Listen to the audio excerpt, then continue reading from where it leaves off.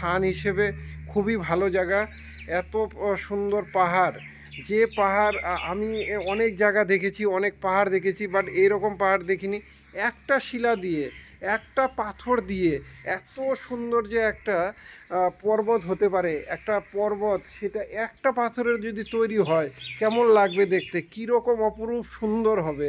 জীবনে যদি কিছু দেখে থাকার ইচ্ছা জাগে, তো এইরকম জিনিসের প্রতি মনে রাখার মতো একটা স্মৃতি হয়ে আমাদের সঙ্গে সারা জীবন থাকতে পারে যে এই ধরনের দৃশ্যগুলো, সেই দৃশ্যটা অবশ্যই এই ধরনের দৃশ্য।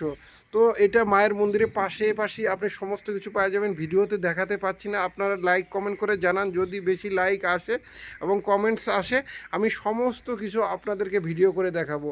তো ভিডিওটা শেয়ার এবং লাইক কমেন্ট এবং চ্যানেলটাকে সাবস্ক্রাইব করার জন্য আপনাদেরকে অনুরোধ করছি। বাই। জয় হিন্দ।